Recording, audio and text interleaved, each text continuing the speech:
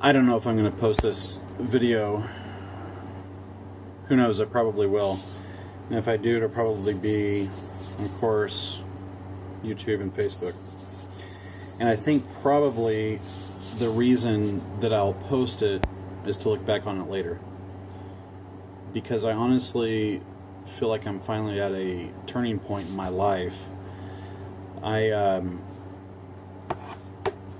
It blows my mind how unbelievably ridiculous it is and how unbelievably natural it is for us. It seems like for children, and there are only two genders, by the way, for children, girls or boys, to be more affected by their mother than their father. Fathers typically just throw their hands up in the air and say whatever. When there are problems in a marriage, their home, etc. Might fight a little bit. I know I've fought long and hard.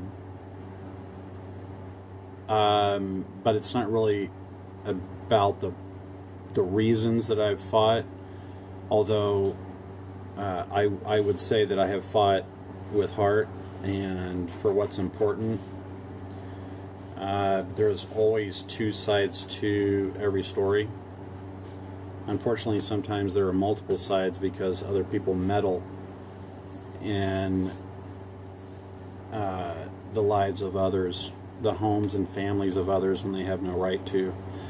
And at this point, what I kind of want to say, but I'll only hit on it a small amount, is that is a lot like or very reminiscent of the Ten Commandments. One of them, I think it's the 10th, says effectively, thou shalt not covet.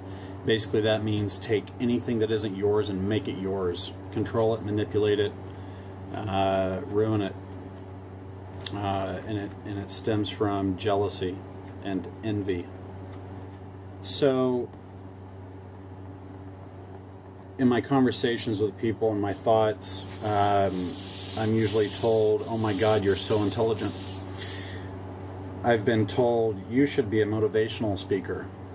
But although I liked hearing that, what I didn't like was that I knew even though I had a lot of answers, I hadn't quite yet enacted them in my own life. Follow your own advice. It's much easier to point fingers at other people than yourself, especially when other people are far more screwed up. And especially when you are doing it from a place of sacrifice and that you are willing to help others despite it being so detrimental to your own success. That said,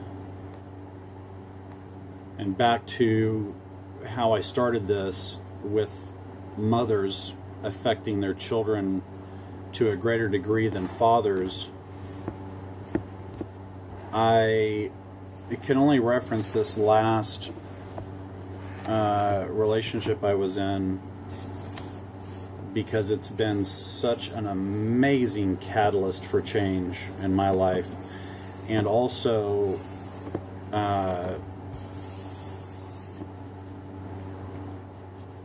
the most difficult experience I've had because I was up against three people,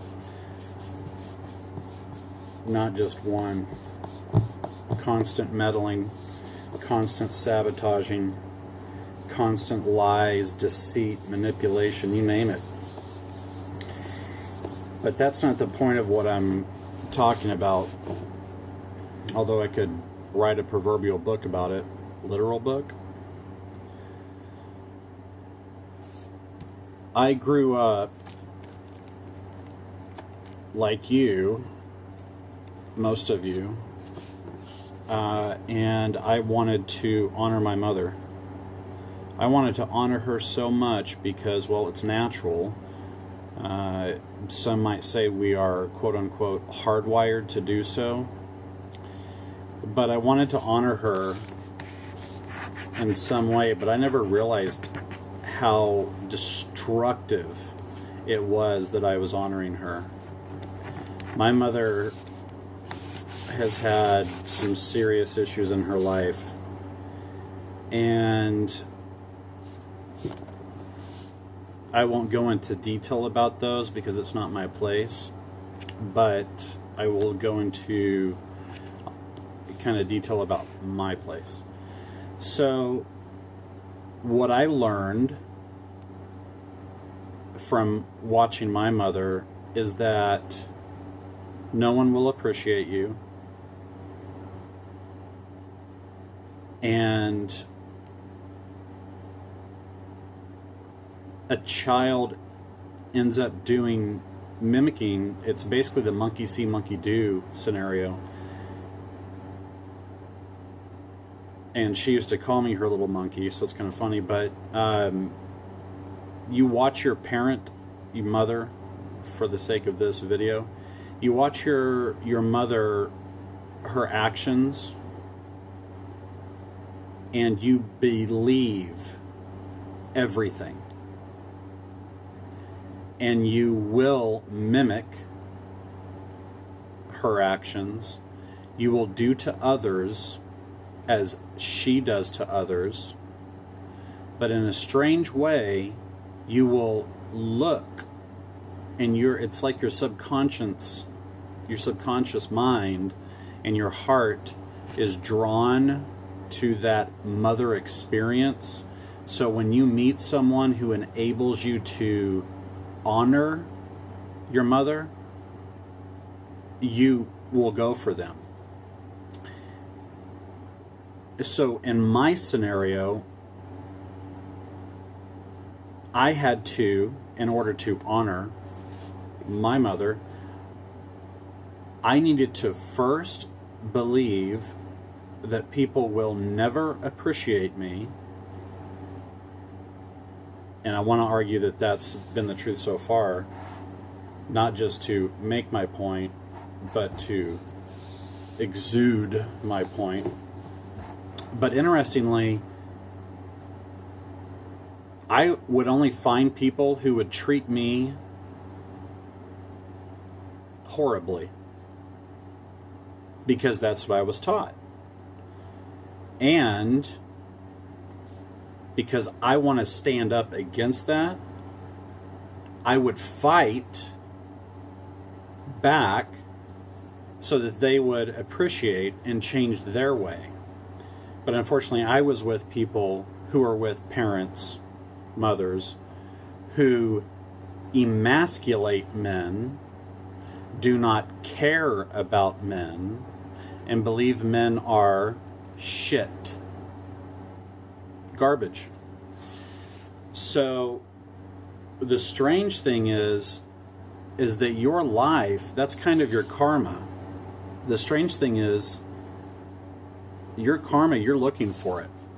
You're looking to prove your existence. You're looking to have meaning and purpose in your life. And it escalated. Each of the almost handful of important relationships that I had in my life that at least carried a lot of emotion, passion, and events.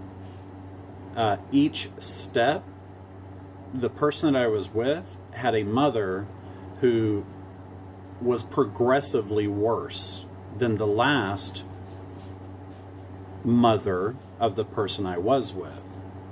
So I was taught that no one's going to appreciate me, and so my subconscious mind cues in on that, but my heart wants to be appreciated, so I'll fight against it. So it's a constant cycle. I even looked at things such as the people I was with. They were absolute. They have things they need to fix. That being said, I've come to grips with my pattern of honoring the mother experience per se, but that's just the living and the progression and the recurring exercise of honoring my experience with my mother. But to realize that that's really what it comes down to, is that I wanted to love and honor my mother so much that I allowed myself to become her. I allowed myself to be treated like less than garbage, horribly. And this last relationship, I was becoming aware of that. And the horrible thing is that I used to think about things such as, for identity, who we are, etc., who you might be, from IQ tests and results, to astrology, to really just silly things. But it really comes down to the environment that you were raised in. Now, if you have a mother who is apparently not concerned with anyone, doesn't have any time for anything, doesn't have any time for being called out on her behavior, then you will be like that. And you are going to be a proverbial narcissist. If you have a mother who is malicious and out of her own fears in life is afraid of everything, so therefore she's malicious and tries to hurt everybody else because she believes everybody else is going to hurt her, then you are going to become more than a narcissist. You're going to become kind of psychopathic. You have things such as borderline personality disorder, extreme narcissism. If you are an attractive man or woman, you will develop something called, I believe it's somatic narcissism, and that means you think you're right about everything, you're perfect, etc. You won't change until you start to age and you are no longer attractive physically. That's when you'll start to realize things. For most people, that could be in their 40s, 50s, right around there, when your life really is no longer based on youth. Now, me, I had a depressed mother, so therefore I was seeking to honor her through situations, relationships that would allow me to be depressed, allow me to be unappreciated, unfulfilled, and yet I wanted to change it. So I constantly got myself in those situations to constantly get myself out because I want to change that. Well, this last relationship, I've taken now 2 years off of being involved with anyone. And this, truly, the ridiculous thing about it is, since last year, it's been 35 people that I have passed on straight in a row. And most people say that that's kind of weird to keep track. Okay, sure. But the truth is, when you actually want to change your life, you stop everything and you decide, no, enough is enough. I don't want to be involved in what I was involved in prior. And you start to actually realize your own value. You start to realize, everybody says we deserve greatness, we deserve so much love. Some people say we deserve the love, the kind of love that we give. So that's true. That is really true. We do deserve the kind of love that we give. So if you give hateful, arrogant, condescending, patronizing, narcissistic love, is that even possible to give narcissistic love? If you are malicious and you hurt people and lie and deceive them in order to protect yourself, you do deserve that kind of love. You deserve to have the proverbial karma that would put you through hell. But here's the problem. Interestingly, karma doesn't usually come. We tend to see people treat people like absolute garbage, and they seem to always get away with it. We see people do horrible things, and they seem to always progress, always prosper, you might say. But they're busy doing what they can to keep you, the other person, the potential enemy, from hurting them. So they're always going to be a warrior, right, quote unquote. They're going to be a warrior who's trying to make sure that their fears, which they're truly controlled by, that their fears do not come to light, to life. So I decided I'm going to stop this for myself. I decided, you know what? I'm tired of honoring my mother. But Mother, I love you with all of my heart. I think my life shows it, and that's what this video is kind of about. We all love our mothers, right? And we will be, do, say, think, eat, sleep, everything about them, because that's our identity. It's a natural thing to do. So what's wrong with that, right? There's nothing wrong with lying and deceiving, controlling, manipulating, abusing others maliciously if you saw your mother doing that. Perhaps your father, although I started this as our mothers. But the point is, your parent does these things, you'll do those things. If you saw your mother being treated horribly, not appreciated, you will consistently make sure that you are treated horribly consistently. Just the way it is. So when you sit there and you look at the patterns and you realize that your high IQ is not really doing much for you, you really have to take a back seat. You have to be a backseat driver for a while and remind yourself as you drive into another potential relationship. In my case, I could have had 35 relationships that began since last year. It still blows my mind. That you need to be your own backseat driver, your own conscience, and say, you know what? No. I'm on a path I need to look at my life. I need to change my life. And I need to be actually as fucking awesome as I have wanted other people to be. And then maybe you could do that for yourself. Because let me tell you something. We are all flawed. We are all fallible. That means we are not infallible. What that means is you are not above making grave mistakes in your life. You are not above treating people horribly. And you probably will. So, when you realize that you are not living your life,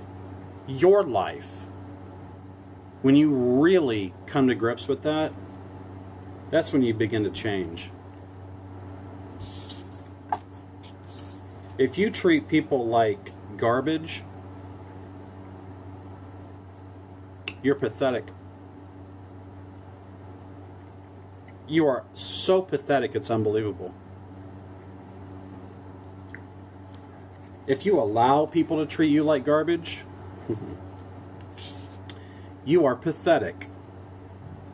It's the argument about a narcissist and an empathic person.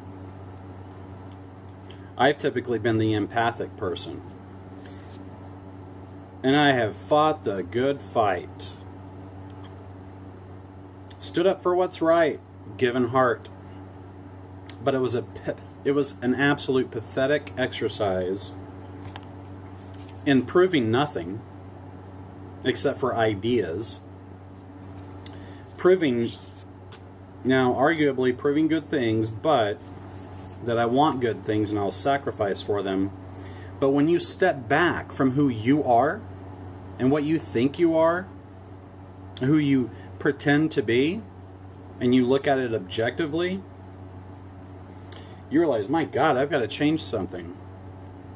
Because you weren't born as an appendage to your parent, to your mother or father. You were born to be something better. And I've been trying to help other people do that for so long. And the funny thing is, it's much easier for me and you, to point the fingers at other people and try to make them better when you're not willing to do the same thing for yourself. It's really, really easy to be right. It's easy to be right all the time. I find it something I do quite often. I am almost nearly 99.9% always right. And that's annoying shit for other people. Only because they are currently a fool and they do not want to accept the truth. It's just too easy to continue doing what our mothers have shown us to do. Look for people who will allow us to be what we saw in our mother. We can think that our mothers, again, father's parent, whatever, but we can believe that our mothers are strong because they've suffered for so many people and they handled it and they're still here. Or we can believe our mothers are so strong because they always told other people the way it's going to be and never let anyone walk all over them. Both of those types of mothers are flawed. Just like you, me, everybody. And they create children that have flaws as well. Children that kind of try to change it a little bit. Hopefully, at least that's the ideal. But the truth is, until you let go, while still loving your mother, father, parent, until you let go and become yourself, who you should be, a version of yourself that has nothing to do with what you grew up around, you're kind of a slave. You're a pathetic puppet. And I didn't want to accept that for myself because I was trying to always fight for what's good and what's best. But I was still a pathetic puppet. So I didn't like that. This last relationship was an unbelievable experience in humility. Although I would also say I never took vengeance when so many people I know say they would have done horrendous things.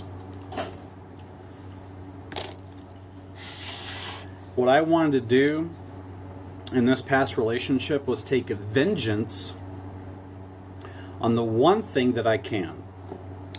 And that's vengeance against the part of me who wanted to be in that situation in the first place.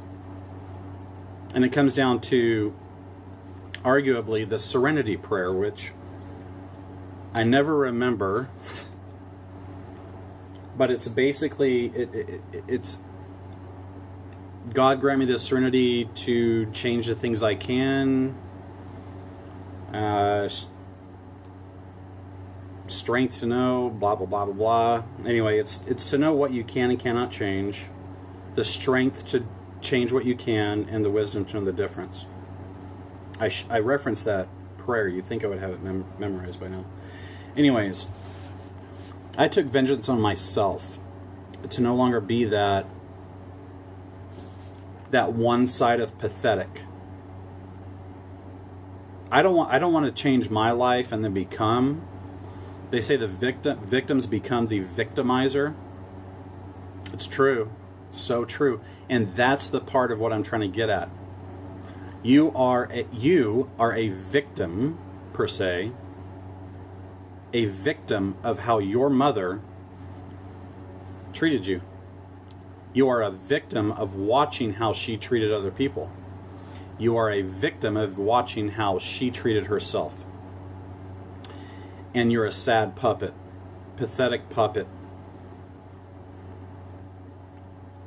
And until you come to grips with that teaching, because you were taught to be the way you are, until you come to grips with that and actually change what you can about you, because you're the only thing you can change in this life, you're sad and pathetic.